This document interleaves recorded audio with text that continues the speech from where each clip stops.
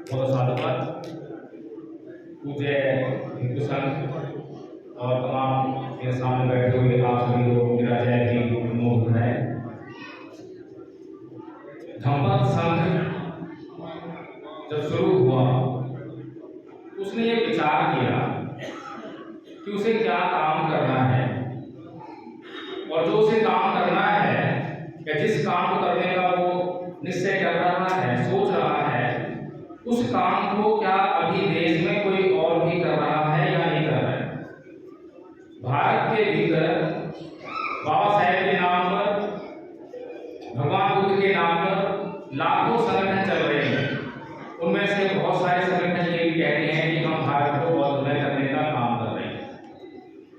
बहुत सारे मंचों से आवाज आती है कि हम 2025 तक भारत में 10 करोड़ बौद्ध बना देंगे। ये सभी बातें सुनना हमें अच्छा लगता है और जो भी व्यक्ति हमारे सामने आकर ये बातें कहता है तो हम उस पर एकाएक विश्वास ले आते हैं। लेकिन ये विश्वास सच्चा विश्वास नहीं है, यह विश्वास अंधविश्वास है। अंधविश्वास क्यों है? क्योंकि हमने जानकारी हासिल नहीं की। किसी ने हमें कहा कि मैं 2025 तक भारत में 10 करोड़ बौद्ध बना दूंगा। ठीक है, ये हमारी जरूरत है, हमें चाहिए बौद्ध, लेकिन आप 10 करोड़ बौद्ध 2025 तक कैसे बनाओगे? इसकी क्या योजना है? ये बात जब तक हम किसी से ना पूछें, इसकी जानकारी अगर हासिल ना करें, तो मुझे लगता है कि हम केवल और केवल अंधविश्वासी ही हो सकते हैं, इसके अलावा कुछ नहीं।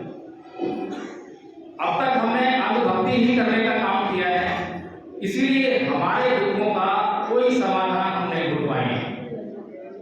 एक बार की बात है, एक बूढ़ी माई थी, वो एक खंभे पे लाइट लगी थी तो उसकी रोशनी में अपनी सुई ढूंढ रही थी। बहुत देर हो गई ढूंढते ढूंढते, तो वहां से एक नवयुवक गुजरा। उसने कहा कि हे बूढ़ी माई, क्या खोज रही है? कि बेटा मेरी सुई खो गई है, मैं उसे ढूंढ रही हूँ। वो भी खोजना लेकर सोचा कि मैं भी हेल्प करूँ। बहुत देर हो गई, सुई नहीं मिली। तो उसके बाद नवयुवक बोला कि हे बूढ़ी माई, क्या तुझे ठीक ठीक पता है कि तेरी सुई यहीं पर गिरी थी?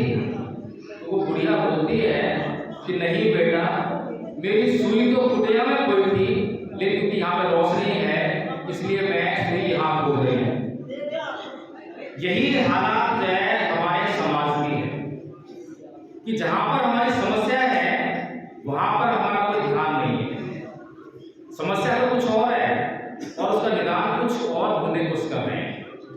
अभी हमारे आज के मुख्य वक्ता कुछ बिंदुओं पर प्रकाश डालकर गए, उनकी अपनी समस्याएं थी। नौकरी से संबंधित समस्या थी, पेंशन से संबंधित समस्या थी, तमाम तरह की समस्याएं बताकर गए।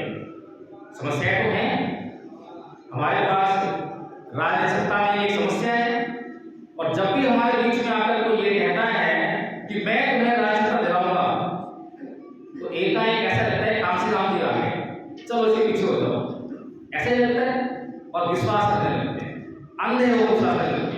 कैसे दिलाएगा कुछ पता नहीं। अब तक जो लोग काम कर रहे थे उस पर क्या कमी थी, कोई सुनता नहीं है, कोई पूछता नहीं है। अब तक जो लोग काम कर रहे थे उसमें जो कमियां थी, आपने उसमें क्या सुधार किया है, कोई पूछता नहीं है। क्योंकि हम अंधविश्वासी और अंधभक्त किस्म के लोग हैं। दूसरों को अंधभक्त कहना आसान है, लेकिन अपने गरिमा में झांककर ये तय करना कि क्या हम भी अंधभक्त तो नहीं है, ये बड़ा मुश्किल है। तो इसीलिए बाबा साहेब भीमराव अम्बेडकर ने जो कुछ भी हमें कहा करने के लिए कुछ कहा, बाबा साहेब कहते हैं कि भारत को बौद्धमय करना है। बाबा साहेब ये कहते हैं और तमाम लोग कहते हैं, किसी को ईवीएम बनानी है, किसी को संविधान बचाना है, किसी को आरक्षण बचाना है, किसी को शिक्षित कर रहे हैं। अलग अलग उद्देश्य है, लक्ष्य तो एक होता है और उस एक लक्ष्य को जब प्राप्त करने की तरफ बढ़ते हैं तो उसके बहुत सारे बाई प्रोडक्ट होते हैं। और बाई प्रोडक्ट क्या होता है? मान लीजिए कि हम एक दरवाजा बनाने के लिए लकड़ी लेकर आए और उस लकड़ी में से हमने दरवाजा बना लिया। अब दरवाजा बना लिया, लकड़ी बची थोड़ी बहुत, उसमें से एक स्टूल भी बन गया। तो जो फ्यूल बना वो बाई प्रोडक्ट है।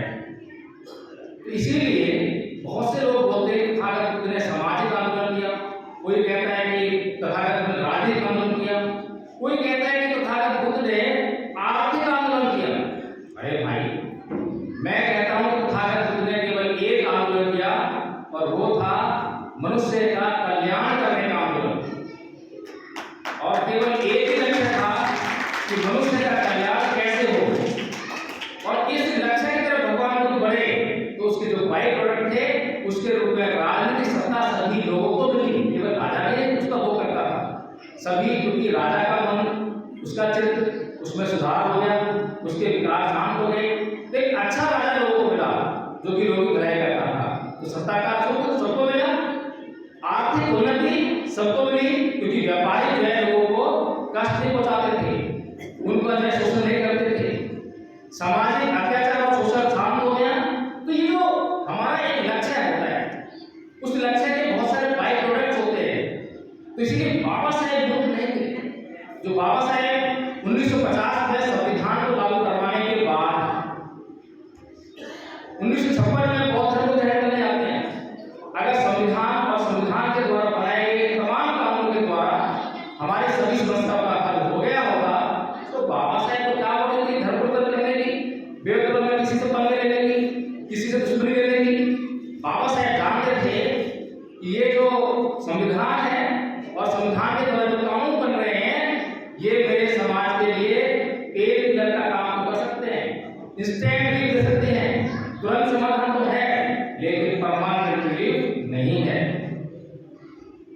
अगर कोई ठाकुर साहब हमारे समाज के किसी व्यक्ति पर अत्याचार करते हैं जातिवाद के आधार पर, तो तुरंत ही उसके खिलाफ एफआईआर करवा के उनको जेल भेज सकते हैं, ये इंस्टेंट रिलीफ है। लेकिन अगर ठाकुर साहब जेल से वापस आएंगे तो वो हमारे लिए फूलों का हाथ लेकर नहीं आएंगे कि मैं सुधर गया हूँ, आप जो है गौरव नहीं, वो हमारे खिलाफ एक योजना प्लानिंग लेकर आएंगे कि इस बार उसने कहाँ चूक हो गई थी, जरूर कुछ ना कुछ मैंने सबूत दे दिए जिसके कारण जो है मैं पकड़ा गया, अगली बार उसका इंतजाम करेंगे इसका आप पर अत्याचार करने का। तो बाबा साहेब इसलिए जानते हैं कि ये जो कानून है ये मेरे लोगों के लिए जी का जंजाल बना रहेगा, इसीलिए वो अपने लोगों का चित्त सुधारने के लिए कि तुम जो है इस जाति से मुक्त हो जाओ, तुम अपने आप को छोटा मानना ही बंद कर दो, इसलिए धम्म की शरण जाओ। जब धम्म की शरण जाओगे तो तुम्हारे सारे रोग अपने आप मिलते हैं। तुम्हारी जाति सबसे बड़ा रोग है, सबसे बड़ा रोग ही जाति है, और जाति मिटती रही है, जाति को नहीं मिट रही है, क्योंकि जाति को मैं ही मान के बैठा हूँ, मैं ही अपने आप को नीच मानता हूँ, मैं ही अपने आप को छोटा मानता हूँ, मुझे इस बात को कोई अपमान महसूस नहीं होता है कि लोग मुझे नीच कह रहे हैं या मैं अपने आप को नीच कह रहा हूँ, मुझे आभास नहीं है कि मैं अपना नीच कह रहा हूँ। इसीलिए धम्म संघ ने